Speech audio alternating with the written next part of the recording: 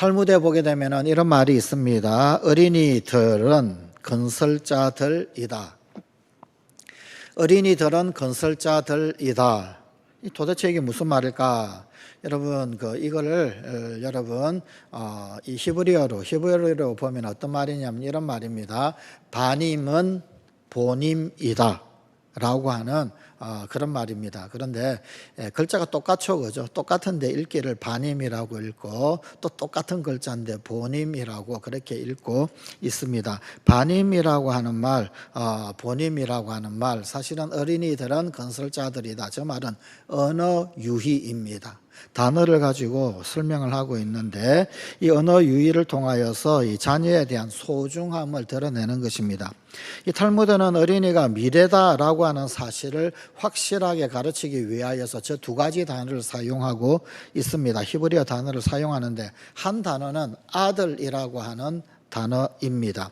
저 아들이라고 하는 단어, 이 아들을 복수형으로 바꾸게 되면 그게 바로 바님이라고 하는 단어가 됩니다. 그러면서 이 복수가 되면 이것이 아들들도 되지만 어린이들 혹은 자녀들이라고 하는 의미가 됩니다. 또 다른 하나의 단어, 그 다른 하나의 단어는 세우다, 건설하다라고 하는 뜻을 가지고 있는 동사, 바나라는 동사입니다. 세우다, 건설하다가 바나라고 그러는데 이 단어를 이 글자 모양, 저기에 지금 보여지고 있는 보님이라고 하는 글자 모양하고는 사실은 완전히 다른 글자 모양을 가지고 있습니다. 그런데 이 바나라고 하는 이 동사를 능동분사형으로 바꾸게 되면 우리나라 문법에는 없는 말이에요. 그러다 보니까 참 좀 헷갈리기 쉬울 수가 있습니다. 그런데 이 바나, 세우다, 건설하다라고 하는 말을 능동분사형으로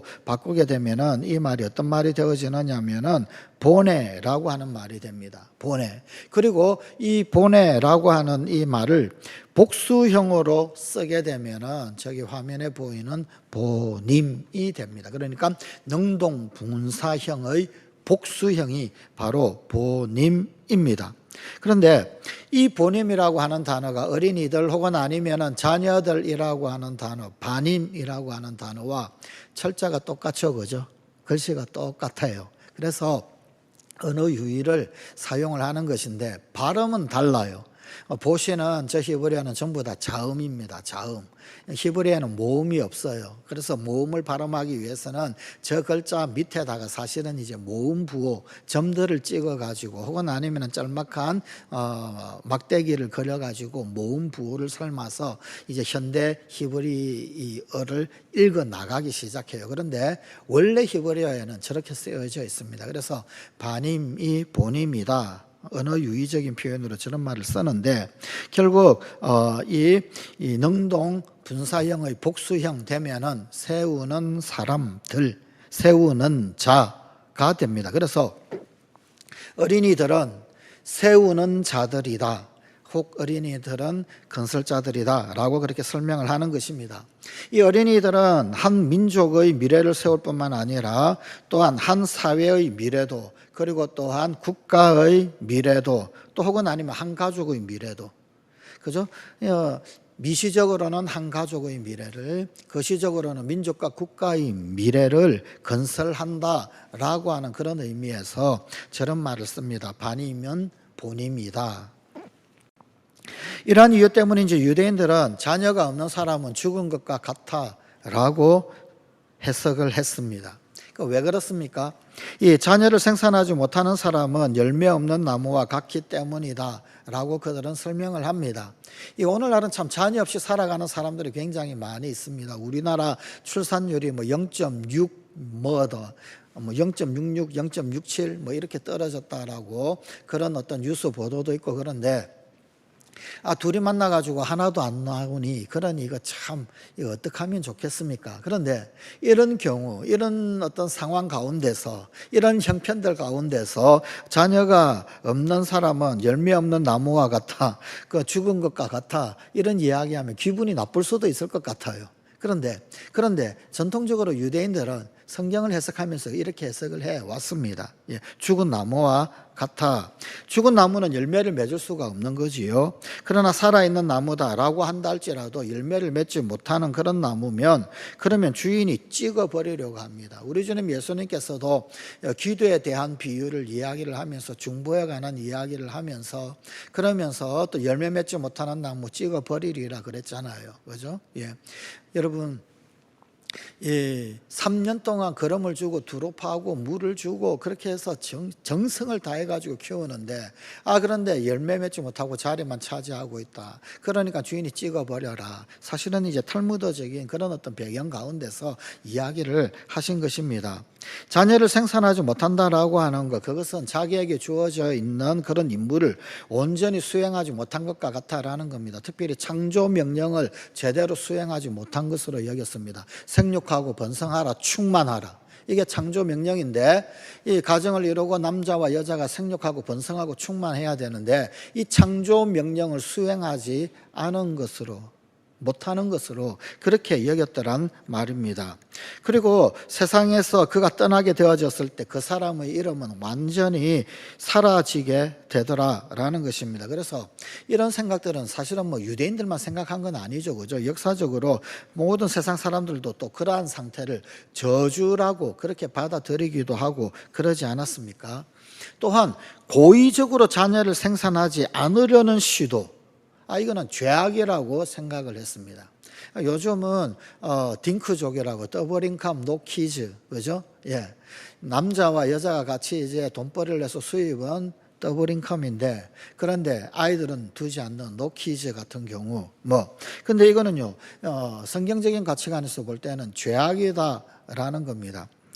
이 설교를 하고 얼마나 많은 화살을 맞으면서 비난을 당할지 잘 모르겠는데 이 현대 사회에서 이 현실이 지금 그러지 못한 어떤 현실들을 살아가고 있는 이때 이 캐캐묵은 말씀 아니냐 그리고는 2000년 전의 이야기, 2000년도 아니고 4000년 전 이야기를 하느냐 이럴 수도 있습니다. 그러든 말도 모르겠습니다. 성경은 그렇게 말씀하고 있어요. 하나님이 우리에게 분부하시고 명하신 가치관은 그거는 아이를 두는 것이더라는 거예요. 의도적으로 고의적으로 자녀 생산하지 않는 것, 그거는 죄악이라는 것입니다. 히스기야 왕이 굉장히 중한 병에 들어가지고 이 죽을 위기에 처했던 적이 있죠. 그죠? 그때 하나님이 이사야를 보냅니다. 이사야를 보내가지고 그래서 이 히스기야 사이에 주고받았던 그 전설적인 대화. 그런데 그 가운데서요. 여러분 성경에 없는 이야기가 있어요. 그죠? 이 유대인 랍비들이 이 부분을 해석을 하면서 이해를 하면서 사실은 성경에 나타나지 않는 행간의 이야기들 미드라시에서 전해주고 있어요. 그럼 이 행간의 이야기가 뭐냐라는 거예요. 그게 뭐냐면은 여러분 이 자녀를 생산하지 못하는 것, 그것은 죄악이다라고 설명한 유대인 랍비들의 주석이 있습니다. 오늘 본문인 바로 이사야서 38장 1절의 말씀을 가지고 주석을 한 거예요. 그때 히스기야가 병들어 죽게 되니 아모스의 아들 선지자 이사야가 나아가 그에게 이르되 여호와께서 이같이 말씀하시기를 너는 내 집에 유언하라 내가 죽고 살지 못하리라 하셨나이다 하니. 자, 그런데 여기에서 죽게 되니라고 하는 말씀, 이 말씀은 더 이상 미래가 없다라는 겁니다. 히스기야에게 미래가 없고 히스기야뿐만 아니라 히스기야에게 미래가 없다라고 하는 것, 그것은 뭐냐면 그 집 전체가 미래가 없다라고 하는 그런 의미와도 통하는 그런 말입니다. 또한 죽고 살지 못하리라 라고 하는 것은 미래에 다시금 세워지지 않을 것이다 라고 하는 그런 말이 의미입니다. 그러니까 히스기야 왕이 이런 엄청난 저주와 같은 말을 들었으니까 가만히 있을 수가 있겠습니까? 그래서 이사야에게 이렇게 이야기를 합니다. 어찌하여 이리 심한 벌을 주시나이까? 라고 반문을 했다는 거예요. 성경에 없는 이야기입니다. 성경에 없는 이야기, 유대인 랍비들의 해석 이야기입니다. 이사야는 뭐라고 이야기를 하느냐면 자녀를 낳는 의무를 행하지 않았기 때문입니다 라고 대답을 했다라는 것입니다. 이것에 대하여서 히스기야 왕이 다시 말하기를 그 이유는 성령의 도움으로 제가 얼마나 가치 없는 자녀를 생산할 것인지 내다보았기 때문이요 라고 하였습니다. 히스기야 왕의 아들 왕이 도대체 누군지 아십니까? 므낫세 왕입니다. 이스라엘 역사 가운데서 가장 긴 통치 기간을 가지고 있는 55년을 제위에 있었던 왕이에요. 그런데 남왕국 유다에서 가장 악한 왕, 북왕국 이스라엘에 아합 왕이 있다라고 그러면 남왕국 유대에는 므낫세가 있다라고 하는 말을 들을 정도로 가장 악한 왕이 사실은 이 므낫세 왕이에요. 아니, 유대인들은 남북 이스라엘 전체 역사를 통하여서 그래도 아합은 므낫세보다 일찍 죽기라도 했지. 이 므낫세는 막 주구장창 장수를 해가지고 55년 동안이나 왕위에 있었단 말이에요. 이스라엘 왕들 가운데서 가장 사악한 왕이 이 므낫세다라고 그렇게 이야기할 정도입니다. 그런데 지금 이 이야기, 이 행간의 그 랍비 주석에서 이야기한 이 이야기는 뭐냐면 성령의 도움으로 이 히스기야가 므낫세를 낳는다라고 하는 것을 알았다는 거예요. 그런데 이 므낫세 왕이 정말 이스라엘 역사 가운데서 가장 사악한 왕이 되는 거거든요. 그런데 이런 아들을 도대체 어떻게 낳겠냐는 거예요. 이거를 미리 보았기 때문에 그래서 아들을 안 낳는다는 거예요. 안 낳는다는 거. 그런데 그것이 죽을 죄라는 겁니다. 그것이. 그래서 당신이 병들어 죽게 되었다. 지금 이사야가 하나님의 말씀을 전한다. 이걸 이 랍비들의 해석은 그러한 거예요. 이 히스기야는 사악한 아들을 낳게 될까 봐 자녀를 낳는 그 의무를 행하지 않았다. 이사야가 다시 말하기를 이렇게 말합니다. 당신이 어찌 전능하신 하나님의 비밀을 다 알 수 있겠습니까? 당신은 하나님께서 명령하신 것을 행하면 됩니다. 그리고 그분의 은혜가 임하기를 기다리면 됩니다. 그 결과는 하나님에게 맡기십시오. 당신이 낳게 될 그 므낫세 왕이 선한 왕이든 악한 왕이든 그건 당신 책임이 아니라는 거예요. 당신은 낳고 기다리면 되는 거고 그것은 하나님이 주관하실 일이고 하나님 주권에 달린 일이지, 성령의 도움으로 가장 악한 왕이 태어날 것을 미리 보고 그래서 아이를 낳지 않는다? 그것 자체가 죄악이라는 거예요. 당신 죽을 죄라는 거예요. 죽을 죄. 여러분, 그 아이가 어떻게 될런지, 그 아이의 미래가 어떻게 될런지, 그가 선한 왕이 될런지 악한 왕이 될런지, 하나님 잘 경외를 할런지 하나님을 떠날런지, 그거는 히스기야가 관여할 일이 아니에요. 전능하신 하나님께 맡겨야 되는 것이고 하나님 주권을 인정해야 하는 것이고 하나님의 작정과 하나님의 선택을 인정해야 할 뿐, 그는 자녀를 낳는 의무를 이행을 해야 한다는 겁니다. 그것 제대로 이행하지 않은 것이 히스기야의 죽을 죄라는 거예요. 죽을 죄. 제 이야기가 아니고요. 전통적으로 고래로부터 유대인 랍비들이 이 부분을 그렇게 해석을 했습니다. 그러니 자녀를 생산하지 않는다라고 하는 것, 이거는 얼마나 큰 죄로 여겨지는 그런 것이었겠습니까? 여인이 임신을 하였는데 산모에게 이상 증세가 확실하게 나타난다. 그러면은요, 여러분 그 옛날 그 고대 피임약을 투여할 수 있을 뿐만 아니라 권장하기까지 했습니다. 그런데 고대 피임약이 제대로 피임이 되겠습니까? 그러나 그때 사용을 했던 피임약, 유대에서 썼던 피임약은 뭐냐면 일종의 흡수제예요. 흡수. 에버졸번트라고, 그러니까 뭔가를 흡수해버리는 어떤 약품을 사용을 했는데, 그 고대, 그 옛날, 여러분 세 가지 경우에 이 약을 사용을 할 수가 있었습니다. 고대라고 하는 것 전제하에 생각을 하십시오. 고대라고 하는 것. 여러분 2000년 전이면은요, 우리나라 고구려 백제 신라도 제대로 나라 기틀이 세워지기 전이에요. 그죠? 고대라고 생각을 하고, 그럼 그들이 어떻게 이걸 했느냐? 이 약을 사용하는 세 부류 여인이 있는데, 그 세 부류 여인은 첫 번째는 뭐냐면 미성년자입니다. 두 번째는요, 매우 나약한 임산부. 그리고 세 번째는요, 현재 젖먹이를 둔 어머니. 이런 경우에 에버졸벤트라고 이 흡수제를 사용을 할 수가 있었어요. 미성년자에게 이 약을 허락한 것, 임신이 그녀에게 치명적인 문제가 되지 않도록 돕기 위하여서 내려진 처방입니다. 여러분 현재의 가치로서 판단할 때 어떻게 생각하십니까? 이게 고대라는 거예요. 고대. 2000년 전의 이야기입니다. 2000 몇백 년 전. 그 다음에 연약한 임산부, 염약한 임신부의 경우에는 이 고대는 이런 지식이 없었어요. 이미 임신을 했는데 또 임신이 또 된다고 생각을 했어요.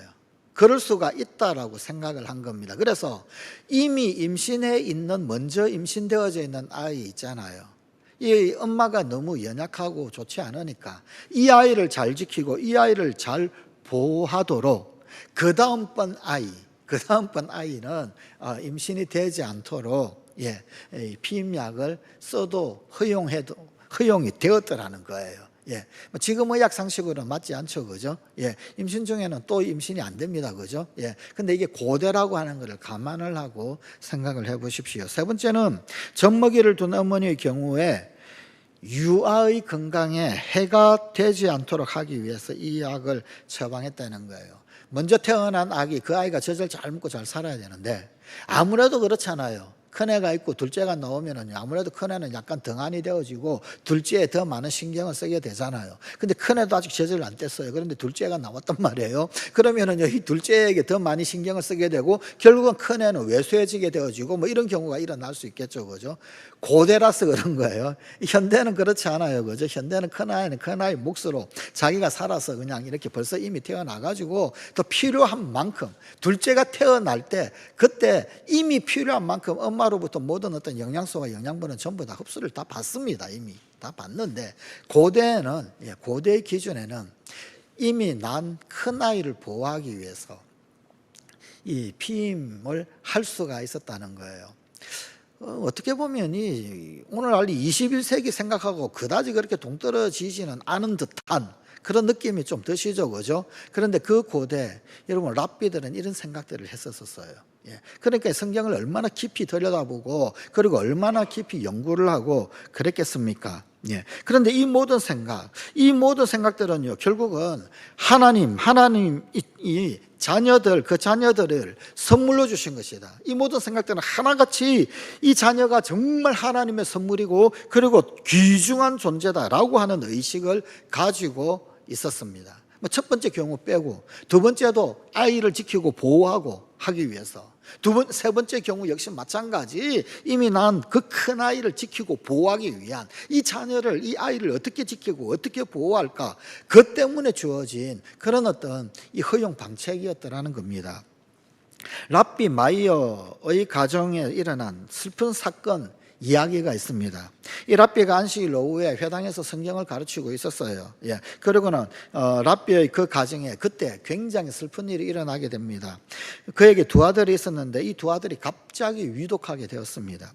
어머니가 최선을 다했지만 그러나 안타깝게도 하나님께서는 그 영혼들을 불러가셨어요. 회당에서 안식일 모든 일을 다 마치고 난 다음에 이 랍비가 집으로 돌아옵니다. 돌아오는데 마땅히 아들들이 나와가지고 인사를 해야지요. 그런데 이 아들들이 보이지가 않는 거예요. 부인이 대답을 합니다. 아이들은 연구하러 갔습니다. 여러분 그 율법 연구하는 것 그게 이제 굉장히 소중하고 중요한 일이거든요.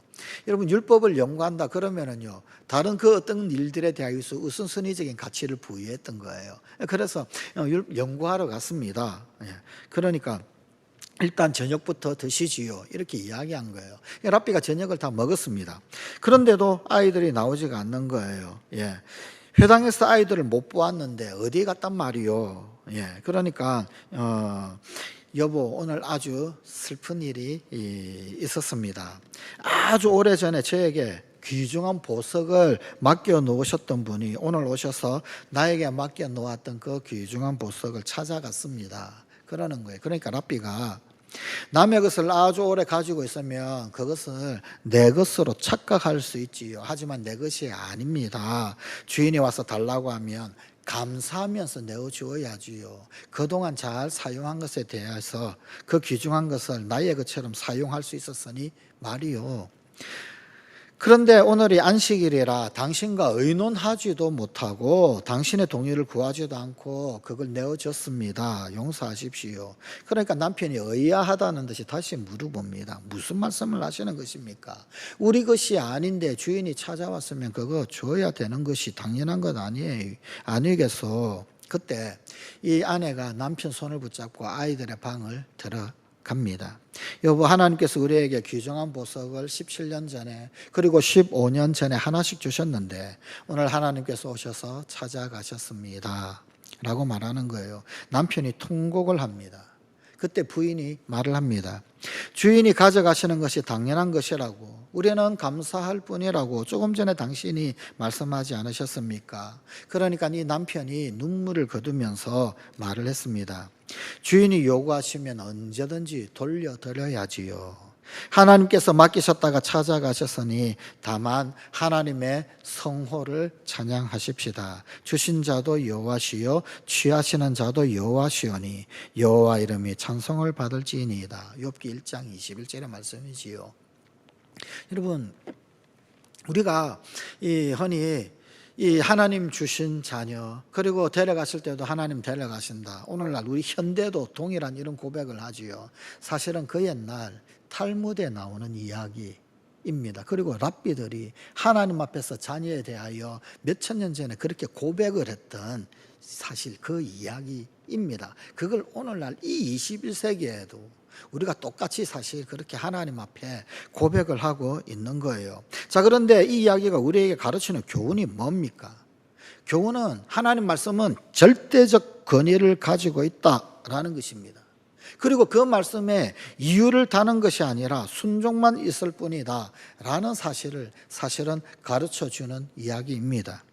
그리고 모든 가정에 허락하신 자녀들은 나의 자녀 이전에 하나님의 자녀인데 우리 가정에 잠시 맡겨주신 것일 뿐이다 라는 것입니다. 그러므로 우리가 맡고 있는 동안 우리는 사랑과 성실로서 돌보아야 할 의무를 가진 청직이, 자녀 앞에서도 청직이다라고 하는 사실을 분명히 알아야 한다라고 하는 것입니다.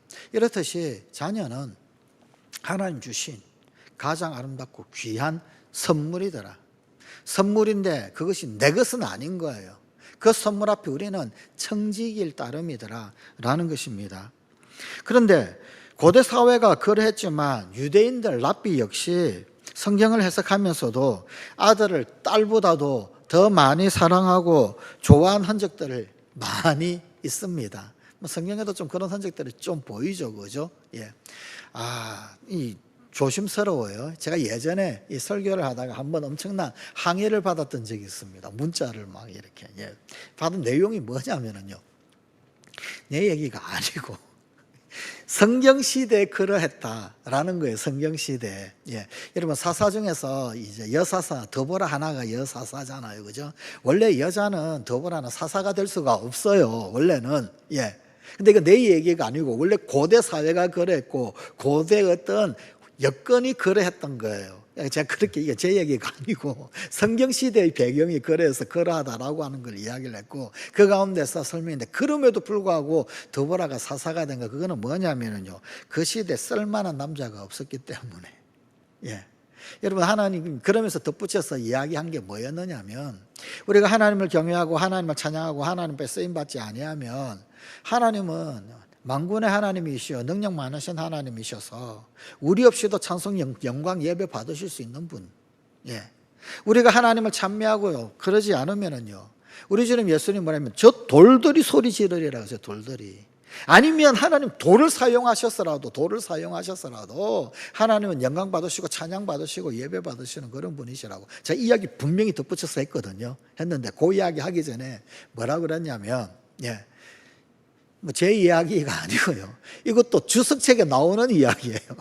그 당시에 쓸만한 남자가 없기 때문에, 쓸만한 남자가 없어서 여자를 사사로 들어 쓰셨다라는 거예요. 그러니까 그대로 인용을 해가지고 설교를 했는데, 그 중간에 제가 봐도 문자는 뭐냐면은, 하나님이 그렇게 남녀 차별하시는 하나님이라면 나는 하나님 안 믿는다는 거예요.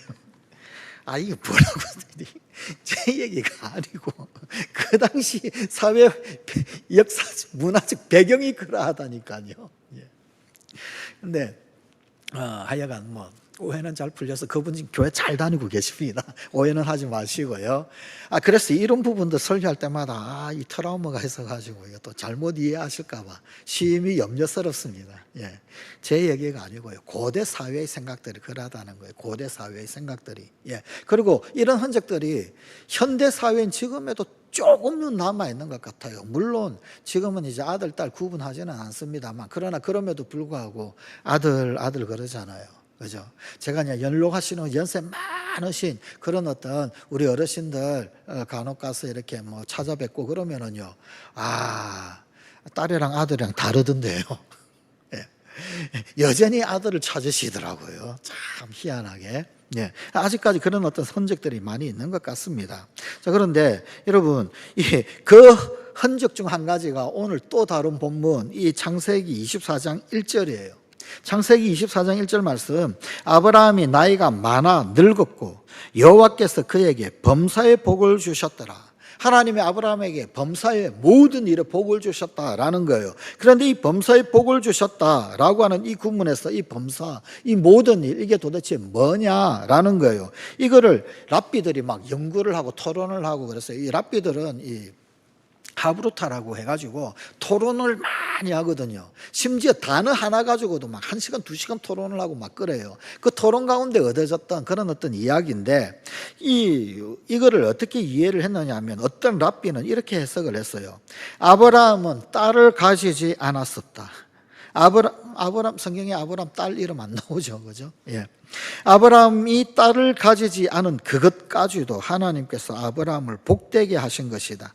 와, 이 구문을 읽으면서 저는 감탄을 했습니다. 도대체 어떻게 이 아브라함 모든 자녀들을 다 꿰뚫어 가지고 이걸 이렇게 연결해 가지고 해석을 했는지 감탄할 그런 정말 성경을 그냥 아주 그냥 이 처음부터 끝까지 꿰뚫어 가지고 그냥 종합적으로 생각을 한다.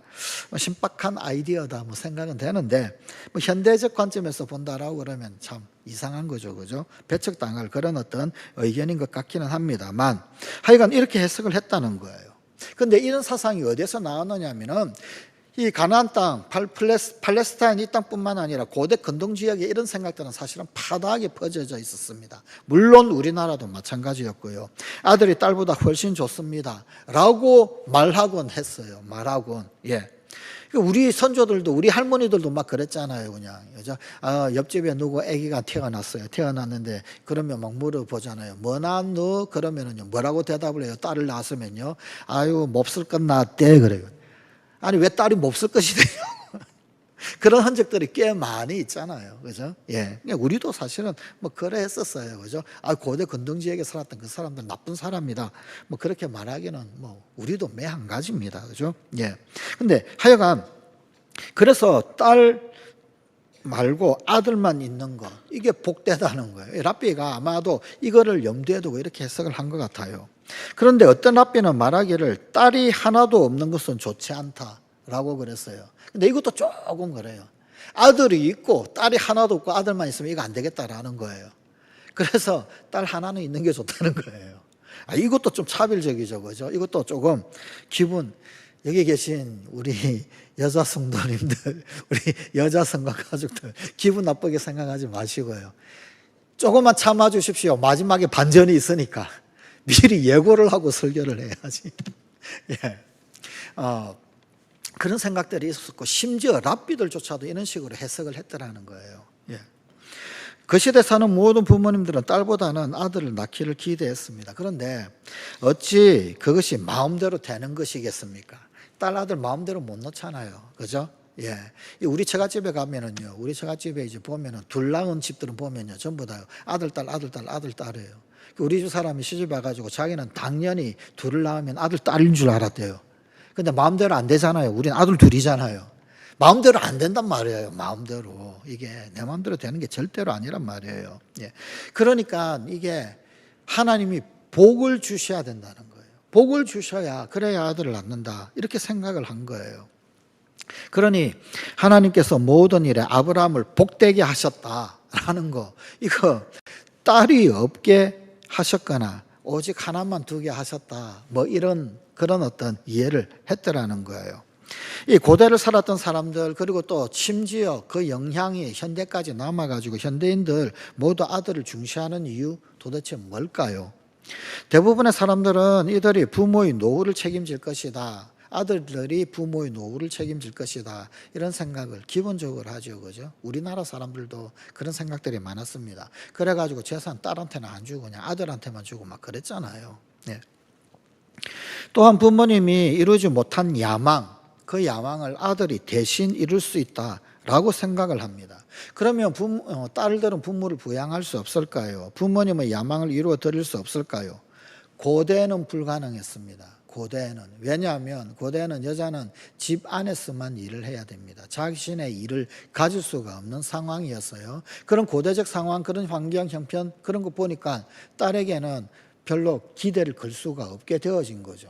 그러다 보니까 그냥 자연적으로 아들에게 기대를 걸게 되고 아들을 찾게 되고 선호하게 되고 그럴 수밖에 없지 않았겠습니까? 그런 이유가 있다란 말이에요. 딸이 태어난 것을 싫어한 이유를 설명하는 것, 그것을 탈무드에서도 엿볼 수 있어요. 고대 근동지역뿐만 아니라 우리나라뿐만 아니라 유대인들조차도 하나님 말씀을 가지고 있고 성경을 해석한다라고 하는 그들조차도 이런 생각을 가지고 있다라는 겁니다. 벤시라는 이렇게 말을 했습니다. 딸이란 그녀의 아버지에게 가치 없는 보물이다. 이런 이 랍비 명단에서 파버려야 됩니다. 그죠? 예. 왜냐하면 아버지는 딸이 태어난 날부터 걱정을 시작한다. 여기부터는 좀 약간 이유가 좀 되는 것 같아요. 딸이 어릴 때는 유혹받을 것을 걱정하며 사춘기에는 타락의 길로 갈까 두려워하며 결혼 정년기에는 남편을 잘못 만나거나 못 만날까 봐 걱정한다. 또 결혼 후에는 자녀를 생산하지 못할까 봐 걱정하며 늙어서는 요물단지가 되지 않을까 해서 걱정한다. 딸은 왜 이게 보물은 참 보물인데 가치 없는 보물이냐면 이 딸을 두면 걱정이 훨씬 많아지더라는 거예요. 그런데 가만히 이거 행간을 보고 그 뒷이면을 보면 애정이죠. 딸을 향한 사랑. 딸에 대해서 그냥 애지중지하고 귀히 여기고 막 바람 불면 날아갈까 어떨까 싶어서 그래서 그냥 딸을 낳으면 훨씬 걱정 근심이 더 많아지더라는 거예요. 그래서 이런 이야기들을 사실은 한 거예요. 근데 이런 사상은 대제사장의 축복 기도문을 랍비들이 해석한 것에서도 여실히 엿볼 수가 있습니다. 민수기 6장 24절입니다. 여호와는 내게 복을 주시고 너를 지키시기를 원하며. 대제사장 축복 기도문 제일 첫 번째 구절이죠. 여호와는 내게 복을 주시고 너를 지키시기를 원하며. 이 부분을 여러분들은 어떻게 이해를 하시고 해석을 하시나요? 하나님은 우리들에게 복 주시는 분, 우리를 지켜 보호하시는 분. 그런데요, 여러분 랍비들은요 성경 한 구절 단어 하나 가지고 막 몇 시간씩 토론을 하고 그런다고 그랬잖아요. 그게 이제 하브루타라고. 예, 요걸 가지고 토론을 했어요. 토론을 했는데 왜 앞에는 복을 주시고 뒤에는 지키시기를 이냐는 거예요. 요거를 또 나누었어요.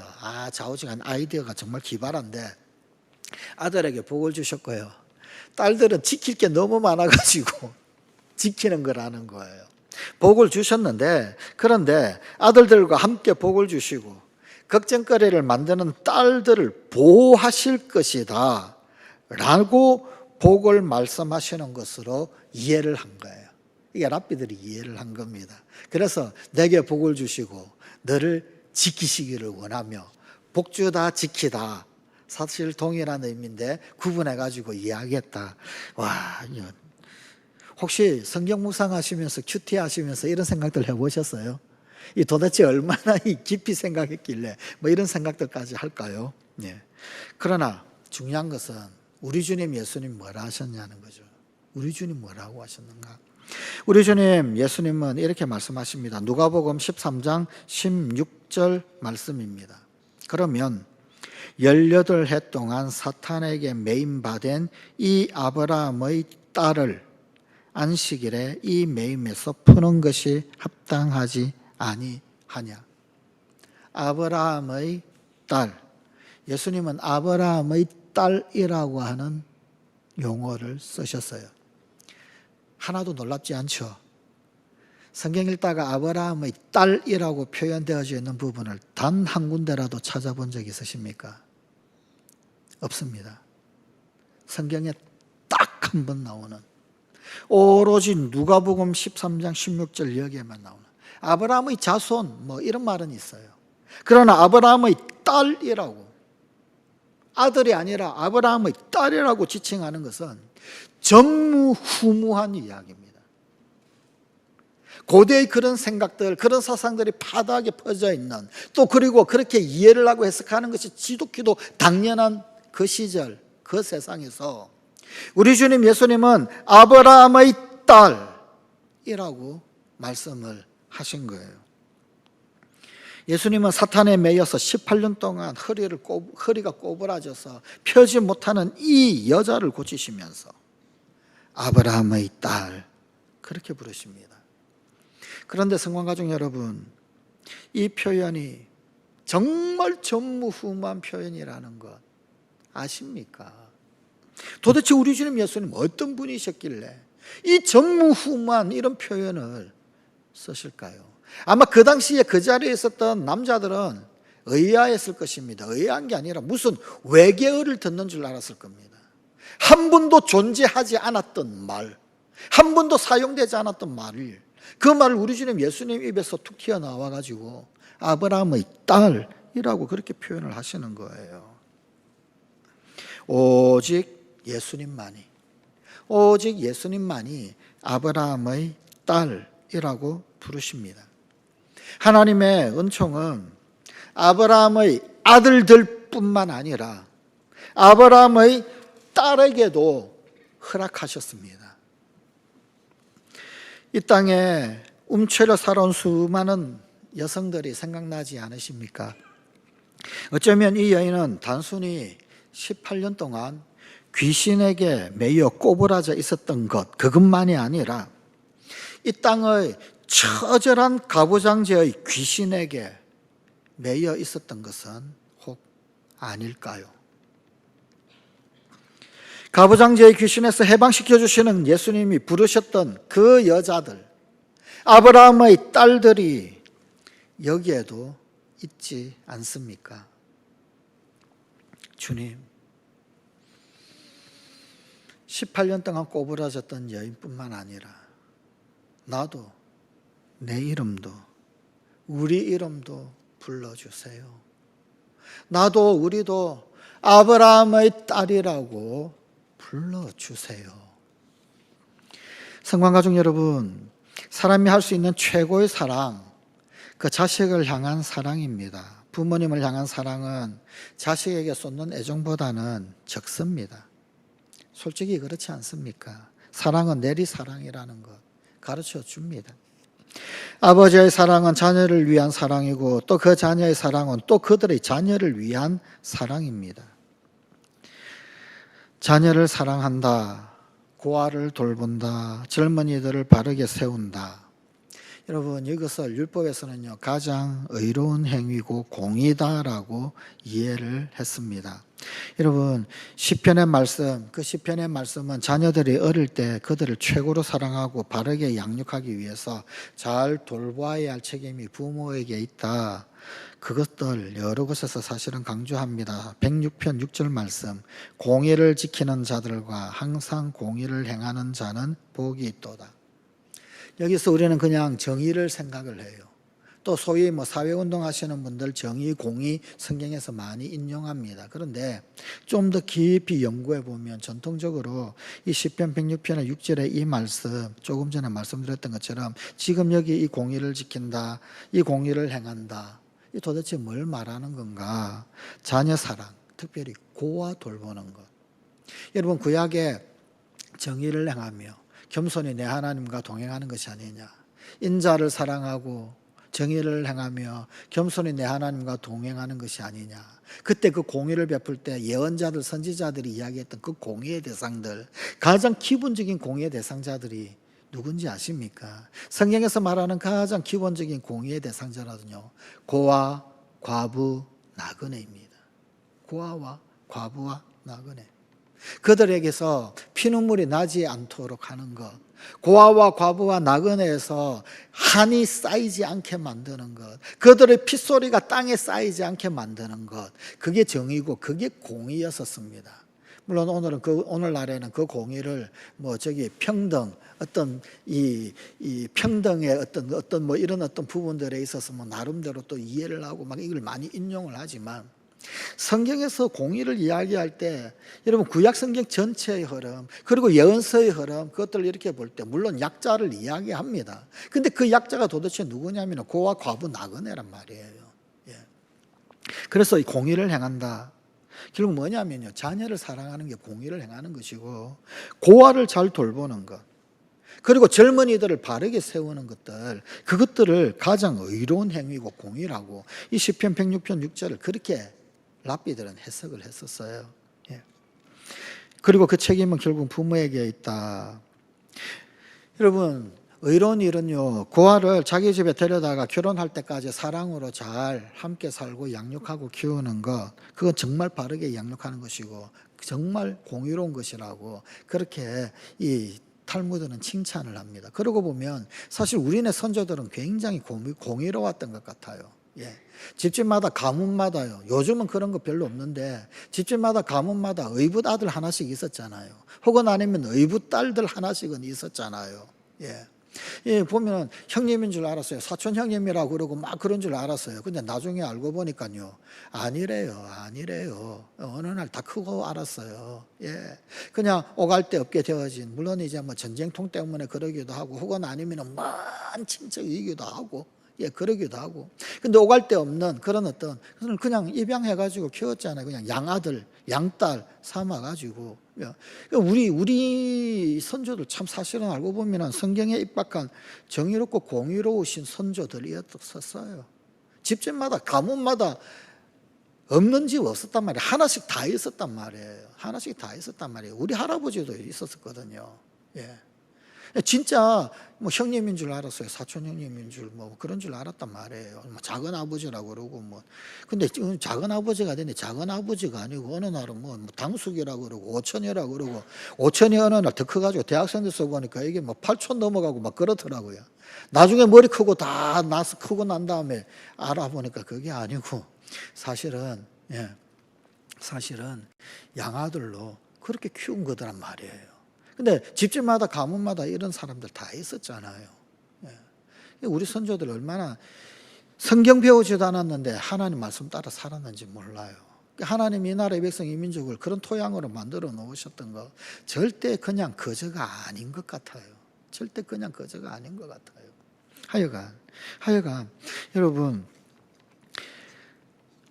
고아를 자기 집으로 데려다가 키우는 거, 이거 굉장히 의로운 일입니다. 자녀를 어떻게 사랑하는 것, 그것이 바람직한지, 혹은 또 자녀를 어떻게 양육하는 것이 바른 길일까요? 혹은 아니면 어떤 것은 잘못된 것일까요? 성경에서 야곱은 요셉을 편애하면서 특별히 사랑했던 모습을 보여줍니다.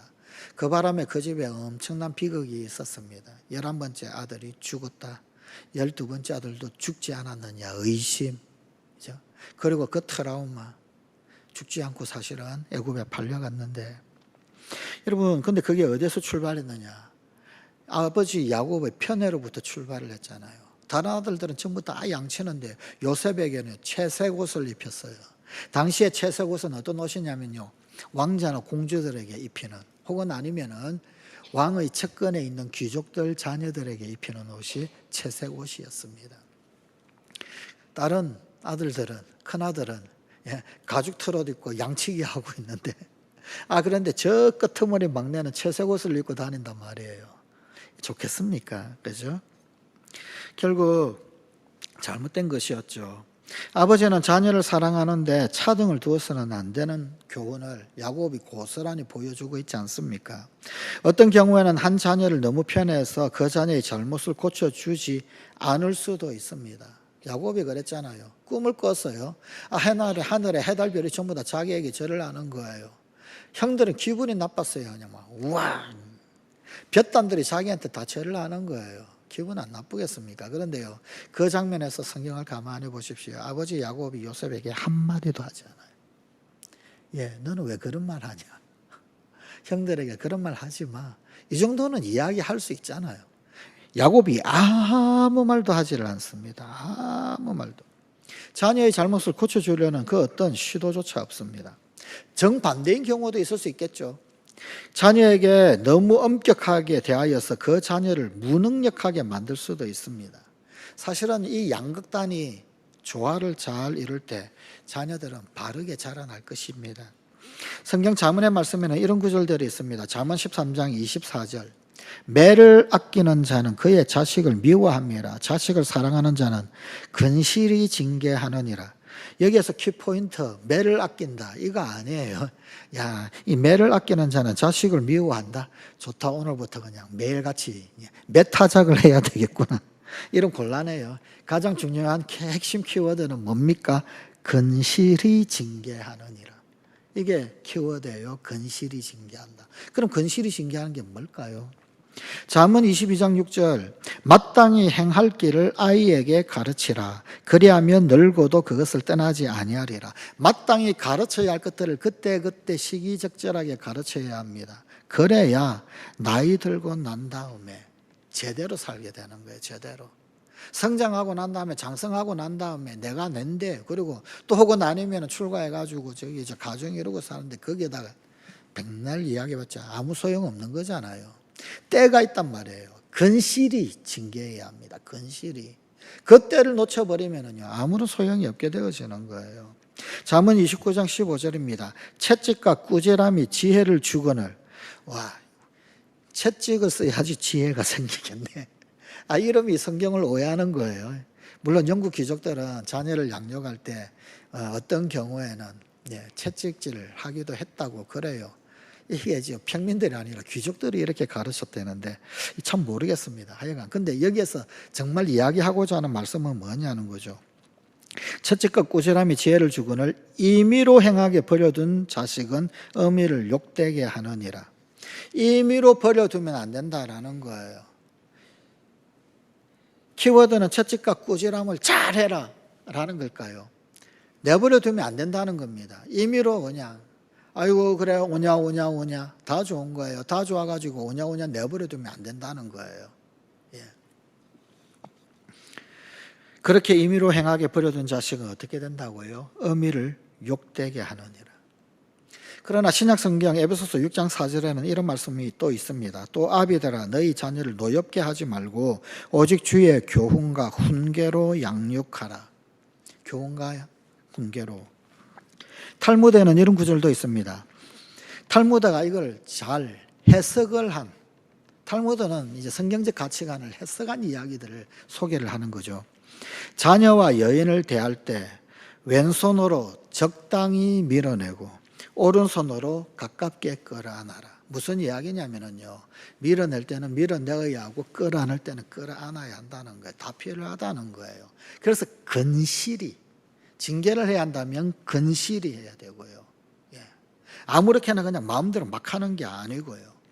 또 주의 교양, 훈계. 예. 야, 이 참 주의 교훈, 훈계, 교양을 가지고 훈계 쉽지 않아요. 예. 오른손, 왼손 다 필요하다는 거예요. 적당히 밀고, 적당히 끌어당기고.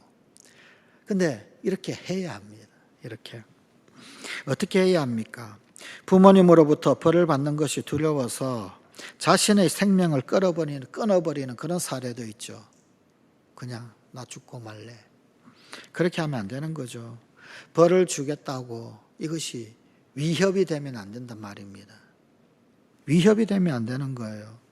또 위협하거나 또 그 자리에서 당장 벌을 내리지 마십시오. 벌을 줄 것이다.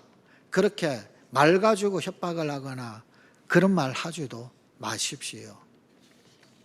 근실히 해야 합니다. 근실히 제대로 잘 벌 받을 일을 했다라는 것, 그것을 스스로 느끼도록 만들어주고 자신이 돌아서게 해야 합니다. 예. 여러분, 요즘은 학교 현장에서 체벌 이런 거 없어졌어요. 근데 옛날에는 많이 맞았잖아요. 그런데요, 희한해요. 어떤 선생님한테는 엄청나게 맞아요. 그런데 그 선생님 욕 안 해요. 그런데 어떤 선생님은 안 때려요. 안 때렸는데 한 대 딱 맞았어요. 그런데 그 선생님 엄청나게 그냥 막 애들이 욕하고 막 그러잖아요. 근데 그게 가만히 보니까요, 이게 그 이유가 인지가 되느냐 안 되느냐. 수긍이 되느냐 안 되느냐 거기에 달렸더라고요. 너 잘못한 것 알지? 예, 잘못했습니다. 죄송합니다. 몇 대 맞을래? 예, 3대 맞겠습니다. 엎드려. 그러고는 맞잖아요. 선생님 욕 안 해요. 욕 안 해요. 그런데 다짜고짜 얻어맞잖아요. 그러면은요, 두고 그 선생님 욕해요. 졸업할 때뿐만 아니라 졸업하고 난 다음에 10년 지나도 욕하죠. 그죠? 문제는요, 수긍인 것 같아요. 수긍. 그 이유를 인지했느냐, 그렇지 않았느냐. 벌 받을 일을 했다라는 것. 그것을 스스로 느끼도록 해주는 것, 스스로 알도록 해주는 것. 이게 제일 중요한 겁니다. 그래야 자신이 돌아서게 되는 거예요. 맞든 안 맞든 체벌이 있든 없든 돌아설 기회가 있게 되어지는 거예요. 이게 없으면 이거를 스스로 인지가 되어지지 않으면요 10대가 아니라 100대를 맞아도 뉘우치지 않습니다. 그죠? 예. 이게 인지가 되어지면 어떻게 됩니까? 한 대를 맞아도 혹은 아니면 맞지 아니한다라고 한다 할지라도 그럼에도 불구하고 예. 돌아서게 되는 거죠. 칼날 지브란이 정의에 대해서 이렇게 이야기했어요. 그대들이 이야기하는 정의가 도대체 뭐냐? 그거는요, 징벌을 가하는 것이냐? 정말 정의는 그로 하여금 회개할 수 있는 기회를 주는 것이 아니냐? 그가 회개할 수 있는 기회를 얻고 그가 회개하게 되어진 것, 그게 진짜 정의가 실현된 거 아니냐는 거예요. 칼날 지브란의 말은 맞죠. 근데 우리 자녀들에게도 역시 그러해야 하더란 말입니다. 자녀들에게 상을 약속했다. 그럼 그 약속 지켜야 합니다. 약속을 이행하지 않는다. 그러면 자녀들에게 거짓말 가르치는 것하고 같아요. 그래서요, 하나를 할 때도요, 좀 조심할 필요가 있는 거죠. 그죠? 어느 날 이 여름 성경학교 하는데 우리 큰놈의 입에서 섬뜩한 말을 들어가지고 제가 그냥 그 담당 교육자를 불러가지고 뭐라 할까 말까 막 엄청나게 고민을 했던 때가 있었습니다. 그냥 말 안 하고 넘어갔는데, 이놈이 뭐라 그러냐면은요, 예. 그냥 가만히 있다가 제일 마지막에만 잘하면 된대요. 제일 마지막에만. 그 왜 그러냐? 여러분 뭐 성경학교 한다든지 수련 한다든지 그러면 막 점수판 가지고 막 어떻게 해가지고 애들 동기부여 한답시고 하잖아요. 그죠? 막 하다가 제일 마지막에 뭐가 있어요? 역전 게임. 한 방에 그냥 점수 역전시켜버리는 것 있잖아요. 그죠? 얘가 여름 성리학교 못 변하고 그러다니 그 조그만한 게 초등학교도 제대로 졸업하지 않은 그의 입에서 나오는 게 뭐냐면요. 그냥 가만히 있다가 제일 마지막에만 잘하면 된다는 거예요. 제일 마지막에만. 근데 그 말을 딱 들었을 때 정말 미안했어요. 어른들이 잘못하고 있구나. 왜 과정의 소중함을 가르치지 않을까? 여러분 이러면 과정은 싹 없어지고 만 거잖아요. 제일 마지막에 한 번 잘해가지고 그냥 역전 게임 해가지고 왕창 뒤집어 써가지고 이기면 와 우리 조 1등 했다. 그렇구나. 그렇구나. 여러분 그래서 여러분 신실이 중요한 겁니다. 신실. 어떻게 약속을 이행을 잘 해나가고 신실을 어떻게 쌓아나갈 것인가. 그렇죠? 특별히 말을 할 때 신중해야 되죠. 그렇죠? 자녀들은 부모님의 말씀과 행위를 복사합니다. 그죠? 복사해가지고 그대로 그걸 쓰는 거죠. 그죠? 자녀들의 복사본이에요. 네. 가정에서 보고 들은 대로. 아이들을 보는 거예요. 소꿉장난하는 아이들, 남자와 아이 유심히 봅니다. 아침에 밥을 지어서 먹인 다음에 남자아이가 출근을 하지요. 여자아이가 넥타이를 골라줍니다. 포옹해주고 그리고 뽀뽀를 하고 배웅을 합니다. 저녁이 되었습니다. 아이가 퇴근하죠. 집으로 돌아오는데 양복 자켓을 벗어서 어깨에다가 턱 걸쳐가지고 비틀비틀거리면서 그러면서 여자아이를 향해 옵니다. 그러면 여자아이가 뭐라 그래요? 어디서 술을 마시고 놀다 이제 오냐고 하면서 큰 소리를 막 칩니다. 누구의 이야기일까요? 아이들의 이야기인가요? 어른들의 이야기죠. 그죠? 예, 그만큼 아이들은 복사본이에요. 부모님이 하는 거 복사해서 표현하는 거죠. 자녀들의 행위가 결국은 부모의 거울 아니겠습니까? 오늘 여러분 사실 이 이사야서 38장 1절의 말씀 행간의 이야기입니다.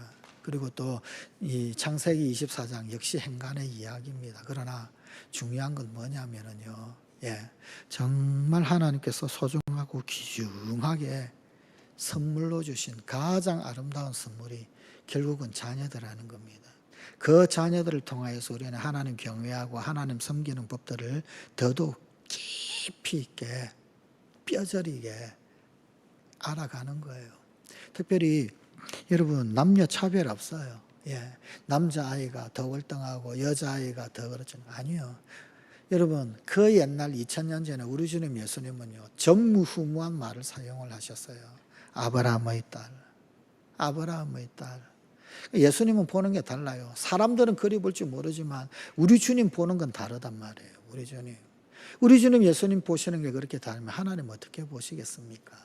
특별히 하나님 보시기에 아름다운 그런 우리 성광의 자녀들로 자랄 수 있도록 우리 자녀들을 위하여서 성광의 젊은이들을 위하여서 부단히 기도하고 또 우리 각 가정의 자녀들 반드시 땅 가운데 하나님 은혜의 통로가 되고 축복의 통로로 자랄 수 있도록 그렇게 세우실 수 있는 그런 우리 성광 가족들이 되십시다.